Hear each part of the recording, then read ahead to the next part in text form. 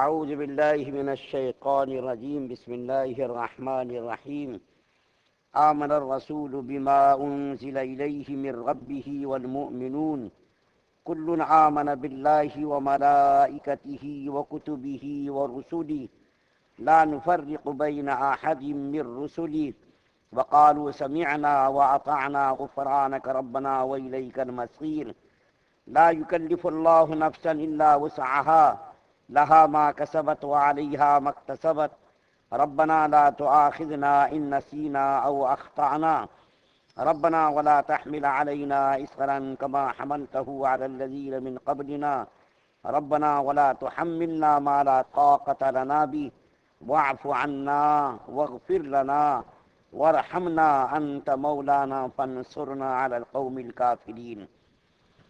سورہ بقرہ کی دو آخری آیات آپ کے سامنے پڑھی گئی ہیں اور اسی دونوں آیتوں سے سورہ بقرہ کا اختتام عمل میں آتا ہے۔ کل آپ کے سامنے ذکر کیا گیا تھا کہ اللہ تعالیٰ نے جب صحابہ کرام کے سامنے یہ آیت کریمہ نازل فرمائی، یعنی 284 نمبر کی آیت، تو صحابہ کرام کو بڑی تشویش ہوئی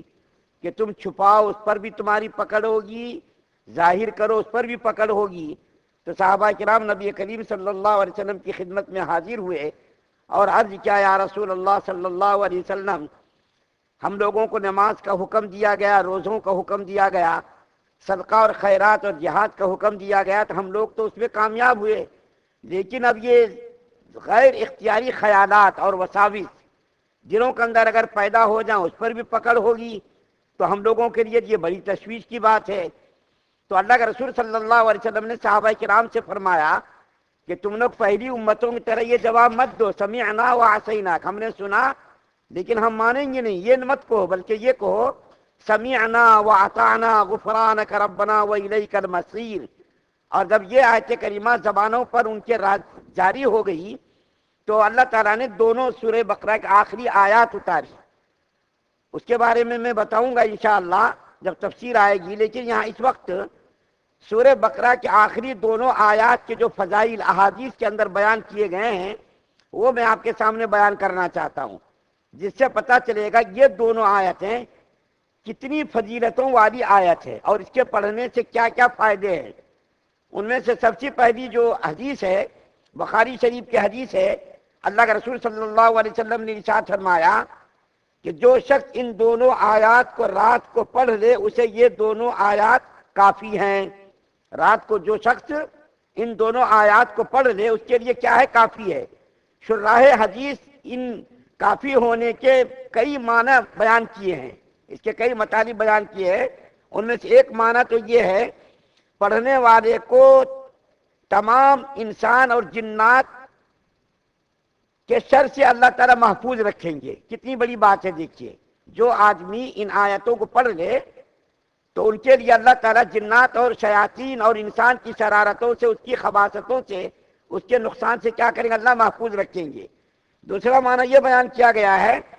ہر قسم کے آفات اور مصائب سے محفوظ رکھیں گے۔ ہر قسم کی آفتیں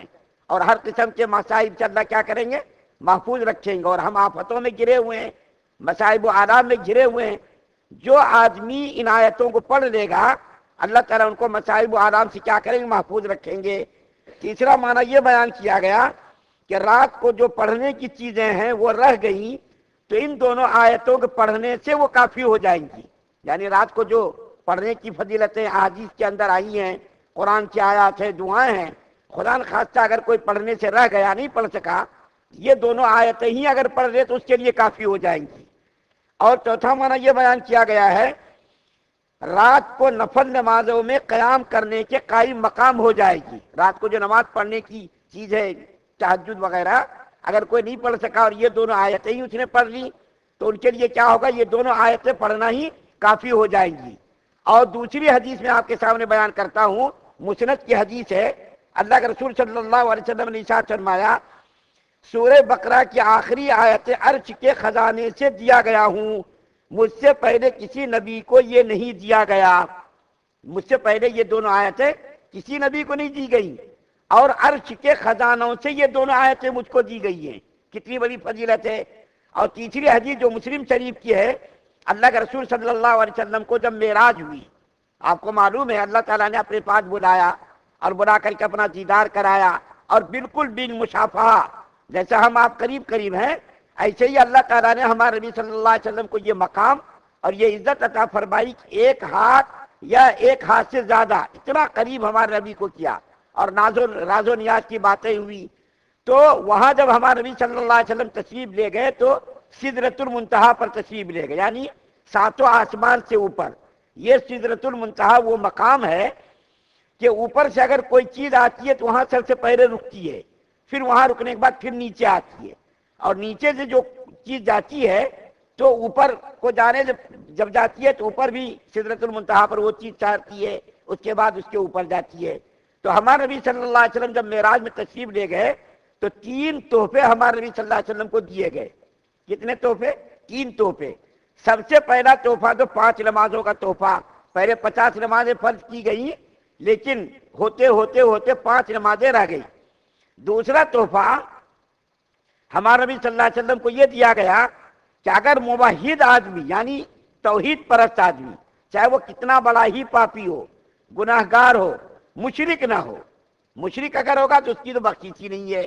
مشرک کے علاوہ جو مسلمان چاہے کتنا بڑا ہی پاپی گناہگار ہو، اللہ تعالیٰ نے تحفہ یہ دیا، ہمارے نبی صلی اللہ علیہ وسلم سے وعدہ کیا کہ جو کلمہ گو مسلمان مرے گا، چاہے وہ کتنا بڑا ہی پاپی ہو، چاہے اس کو سزا دے کر کے جہنم میں ڈال کر کے، اس کو تپا کر کے، گلا کر کے، اس کو ٹھیک ٹھاک کر کے جنت میں داخل کریں گے، لیکن کریں گے ضرور، ہمیشہ دائمی طور پر اس کو جہنم میں نہیں ڈالیں گے۔ جہنم میں اگر میں نے ذکر کیا فَيَغْفِرُ لِمَنْ يَشَاءُ کا مطلب حضرت عبداللہ بن عباس نے یہ بیان کیا، حضرت طاؤس سے یہ روایت بیان کی گئی کہ اللہ تعالیٰ چاہیں گے تو کبیرہ گناہ چاہے توبہ کر کے مرا ہو، چاہے توبہ کر کے نہ مرا ہو، ہر حال میں اللہ کی مرضی پر ہے، مشیت پر ہے، اللہ چاہیں گے تو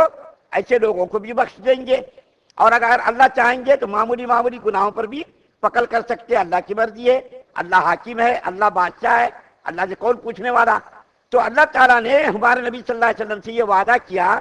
کہ آپ کی امت کا جو بھی آدمی کلمہ پڑھ کر مرے گا، چاہے وہ گناہوں میں لت پت ہو کر کے مرا ہو، اس کو میں بخشوں گا۔ اور تیسرا تحفہ یہ سورہ بقرہ کے آخری آیات، سورہ بقرہ کے آخری آیات اللہ تعالیٰ نے ہمارے نبی صلی اللہ علیہ وسلم کو عطا فرمائی، یعنی 3 تحفے، 5 نمازوں کو تحفہ، اور کلمہ گو مسلمان چاہے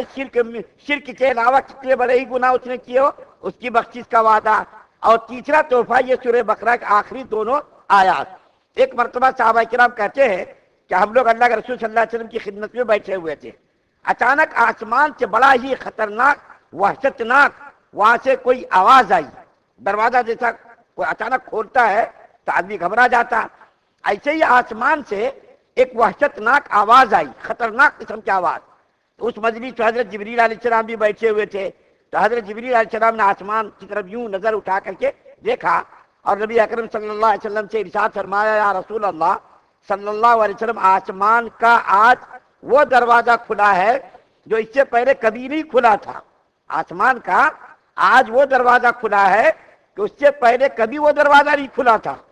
اور اتنی دیر میں ایک فرشتہ حاضر ہوا اور آ کر کے انہوں نے سلام کیا، اور سلام کر کے عرض کیا، یا رسول اللہ صلی اللہ علیہ وسلم، آپ کو 2 نور مبارک ہو،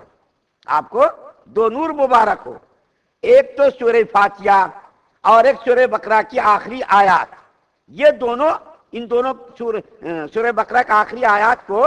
اور سورہ فاتحہ کو اس فرشتے نے کیا کہا، آپ کو یہ 2 نور مبارک ہو اور آپ کی امت کے لیے یہ نور مبارک ہو۔ تو اتنی بڑی فضیلتوں کی یہ دونوں آیات ہیں کہ جو آدمی رات کو پڑھ لے، ہمارے نبی صلی اللہ علیہ وسلم کا معمول تھا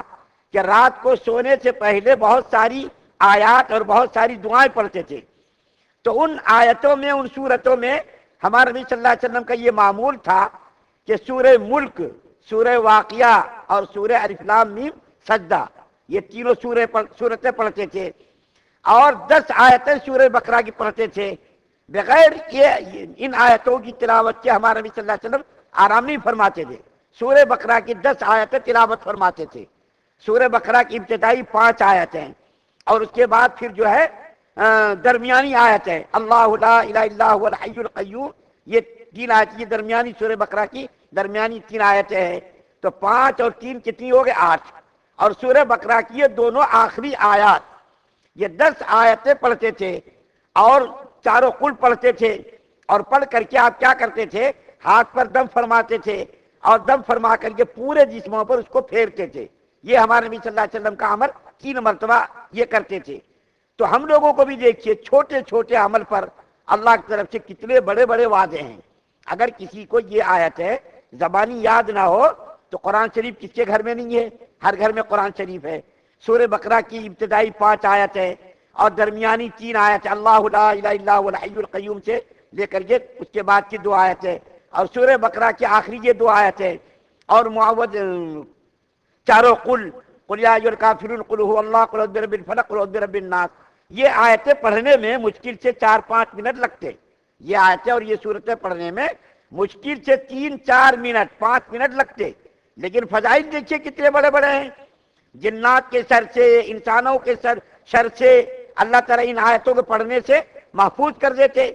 اور مصائب و آرام سے محفوظ کر دیتے. اور رات کو جو پڑھنے کی چیزیں اگر ان چیزوں کے پڑھنے میں کوتاہی ہو گئی تو یہ آیتیں پڑھنے سے کافی ہو جاتی. اتنے بڑے بڑے فضائل ہیں. اس لیے میں نے اہتمام کے ساتھ آپ کے سامنے سورہ بقرہ کی دونوں آیتوں کی فضیلتیں بیان کی تاکہ ہمارے دلوں میں اس کی اہمیت پیدا ہو اور ہم اس پر عمل کرنے کی کوشش کریں، تاکہ دنیا و آخرت کی برکتیں اور رحمتیں اللہ کی ہماری طرف متوجہ ہوں، اور اللہ تعالیٰ کی رحمتوں اور برکتوں کا ہم لوگ کیا ہوں مستحق ہو سکیں. معمولی عمل پر اللہ تعالیٰ کی طرف سے دیکھیے کتنی بڑی فضیلت ہیں، کتنے بڑے بڑے فضائل ہیں، اور کتنی برکتیں اور رحمتیں ہمارے اوپر نازل ہونے والی ہیں. تو ان صورتوں کو، ان آیات کو پڑھ کر کے سونے کی ہم کوشش کریں. اللہ تعالیٰ سے دعا ہے کہ اللہ تعالیٰ ہم تمام مسلمانوں کو سننے سے زیادہ عمل کرنے کی توفیق عطا فرمائے. انشاءاللہ اس کی تفسیر بیان کی جائے گی. سبحان اللہ و بحمدہ، سبحانک اللہم و بحمدک، و نشہد ان لا الہ الا انت